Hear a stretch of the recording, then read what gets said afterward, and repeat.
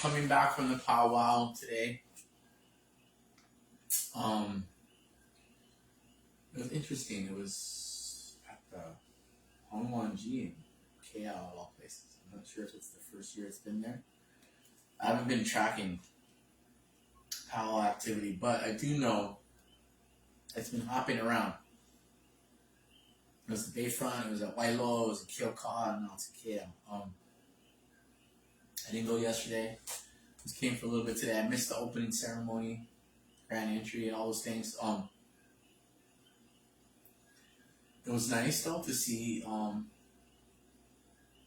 natives from Turtle Island over here dancing and sharing their culture and their costumes and all the feathers and their stories and things that they were sharing. Their ways that they were sharing over there.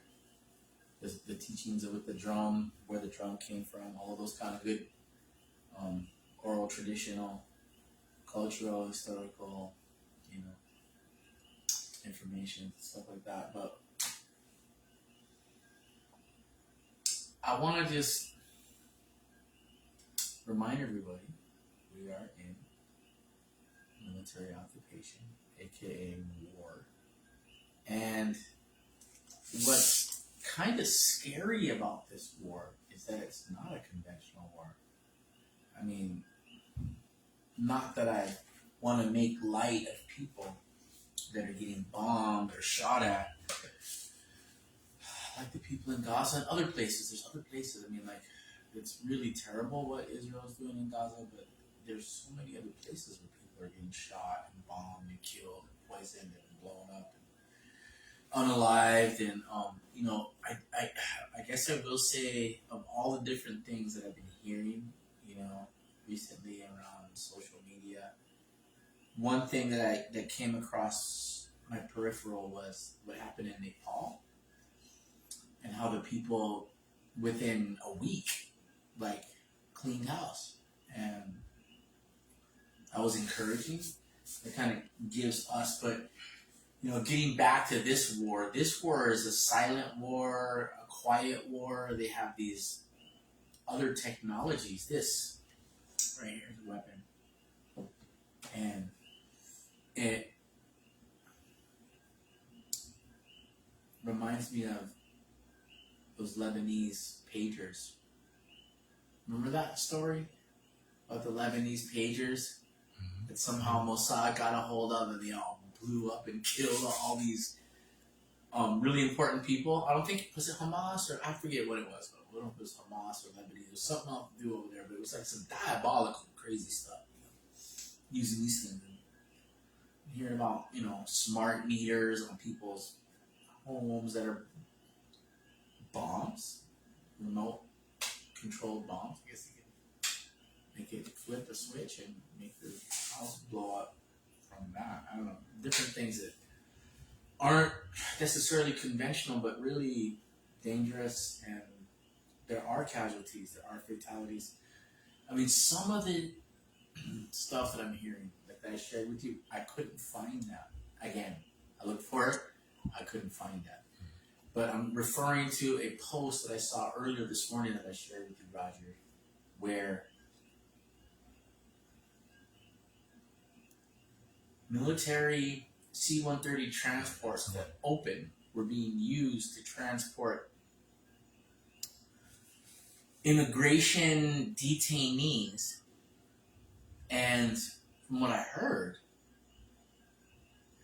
there was some squawking about budget and efficiency because the amount of money it takes to operate one of those and the capacity for passengers, because it's not made for passengers, and all the things, right? But what this post was pointing to was that they were just flying out over the ocean, opening these cargo bay doors or whatever, and pushing these people out into the ocean, right? And these different people from different countries that were supposed to be getting their people have been waiting for over, I think it was Sudan. It was Sudan who'd been waiting for a group of their people who had been held in detention, immigration detention, and they said that they were en route. It's It's been over a month. Okay, so that's my 5-minute mark. Now, I could sit here and talk about all the different wars around the world. We'll circle back to this attack here in the Queendom Islands. Coconut rhinoceros beetle is found where I'm at. One of the cousins came by because I thought it was heart rot fungus. There was the middle leaf of the crown that had died and it flipped over, and that looked to me like heart rot fungus, right? First signs of it.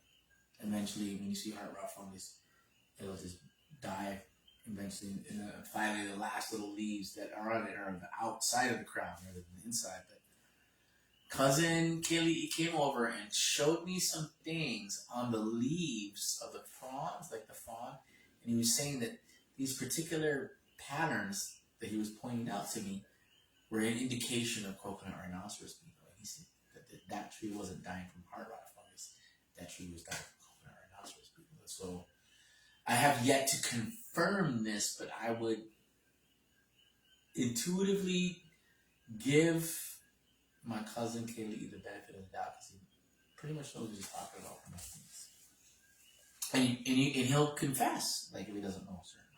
And he was telling me that's what he learned by talking to other people who know more about coconut rhinoceros beetle and how it works and how it attacks and what a tree that's getting attacked looks like and stuff like that. And so I'd like to learn a little bit more technicalities about this, but I just want to say that I trust his gut feeling and whatever learning that he exposed himself to from other people. And my point is I received this experience as a military attack. I don't think it's random. I think these coconut rhinoceros beetle attacks are intentional. I think whether the United States military is directly or some other foreign intelligence agency knows how many different people are in cahoots with the different shit that they do over here in Hawaii, Taiwan, China, who knows? I mean, I'm hearing stuff about the Russian mafia. I mean, who knows all the different guilty parties that are in collusion around all the different war crimes and atrocities that happen against the land, the water, the women, the children, the elders, and our way of life here in Hawaii. But food security seems to matter a whole heck of a lot. And I haven't, again, done any number crunching to authenticate or debunk and dismantle the calculation that I've heard. I wanted to add something to that, but for base food security when it comes to coconuts, 2 coconut trees per individual here on this island. If you live here and you consume any kind of food, even if you yourself don't like the taste of coconut, what coconut is capable of providing as a resource beyond oil, meat, and milk is substantial. And so, while we are talking about food security, certain people may or may not have allergic reactions to coconut. I don't know different reasons why some people would not want it, other than it doesn't make them happy like it does a lot of people who really enjoy coconut. But I love coconuts. A lot of the people I live with drink, eat, and take care of and plant coconuts. And specifically at Cousin Eddie's, where one tree, and then when he pointed out the sleeve, I see at least 2 other trees on the property have that pattern of that leaf, supposedly that the coconut rhinoceros beetle leaf and he eats the leaves, right? So again, I don't know. I need to learn more. But coconut rhinoceros beetle attack on the Big Island has got me motivated and mobilized into a conversation at least, but I want it to be indigenous guided. Okay, there we go. Okay. All right. That was my 10-minute mark. So Um, Coconut rhinoceros beetle task force sounds a little too howly, but mycelium is the answer. Okay. Well, there is other, like salt or salt water and other like kind of natural remedies. I feel like a variety of cordyceps, maybe cordyceps militaris, something, something. Maybe we have to develop it. I don't know, but we need to develop the infrastructure for a mycelium remedy and educate people. One, about why we're doing it, and two, try to figure out who's going to be on the team, because every island needs this. And the more people that are on the island, I'd say the more important it is that the coconut trees. And so Oahu definitely is getting hit. Maui, I don't know so much. I haven't heard too much about coconut right now, but I'm imagining it's probably hitting over there too. But here on Mokuokiawe, we depend on our Aina to eat. I think a little bit more than other places who kind of shop more and have less land. I don't know. I'm not trying to be competitive in a weird way, but I just know it's important to start doing something right now. Right? I mean, it's already late. I mean, it's already hitting, and it's probably going to be a minute. But while I'm on this coconut rhinoceros beetle mycelium discussion, I want to connect to the geoengineering. I firmly believe that it's connected. This attack is connected to all the different particulates they are spraying out of all these different aircrafts that they got doing all this. I mean, I don't know. The budget for something like this is beyond. If somebody was to calculate, how much money they're spending on fuel and operations, and think about that. They got to pay people to do this, and then they have to insure all the airplanes. I mean, like, it's a big production.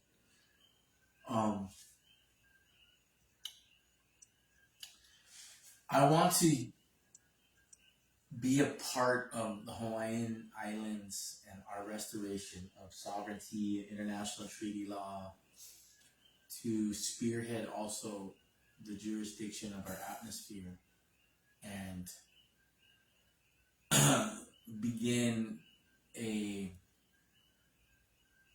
systematic dismantling of the geoengineering on this planet, starting in Hawaii. I mean, I applaud other people in other places, and if other people in other places get it together quicker or have more resources to get it together quicker, I'm in support of that. But I'm here now. This is where I'm at. So I don't hear anybody talking about it. I'm going to be that one having the discussion. And there's so much more, Roger. There's so much more, always the trafficking, always the displacement of lineal descendants from their ancestral lands, always the poisoning of our land and our water, and and dismantling. I will end on this. This hero worship, energy harvesting, chief of horror, queef of horror, Jason Momoa, all the Nephilim hybrid romanticizing it. I mean, like, every time I go online, there's just more and more. The latest episode, and all the different people that are talking about this, and all. There's so much more to the story of these islands, and it goes farther back. And I want to hear more other people talking about the return of the priests of Io, the displacement by the Pa'ao regime of the priests of Io, and that connection with Aotearoa, and how the priests of Io are returning to the conversation. And even though it looks like and feels like in certain moments I'm the only one, I'm not the only one. There's going to be more, and they're going to be darker, and they'll have all the tattoos and all the accents and all the things that you need to believe it more, feel it more, trust it more, invest in it more. But I'm here, as messy and broken, as white or whatever as I am, saying, as a priest of Eo, it's time. It's time to have that discussion. It's time to talk about how Pa'au and the Nephilim hybrid takeover and the subsequent European colonization was actually hand in glove. Okay, these are cousins. It's the Atlantean bloodlines. Just because they have a different skin tone, don't mean they ain't related and on point with their different tactics and deployments and stuff. And so it was kind of like this softening it up, right?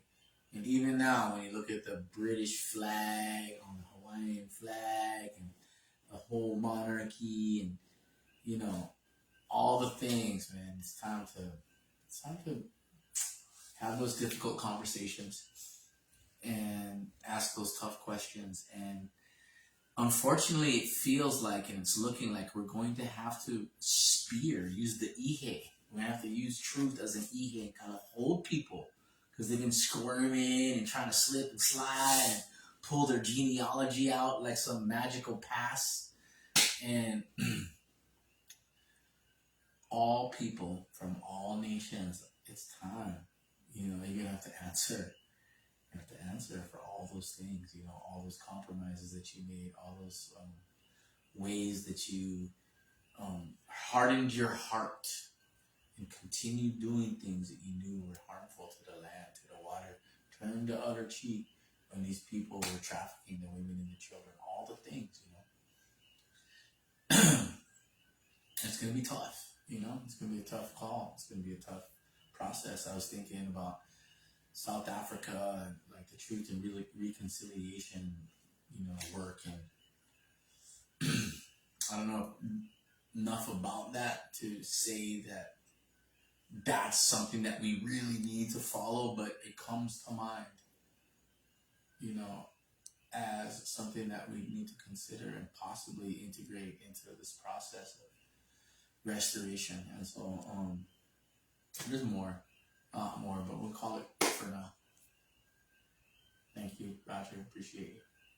Aloha.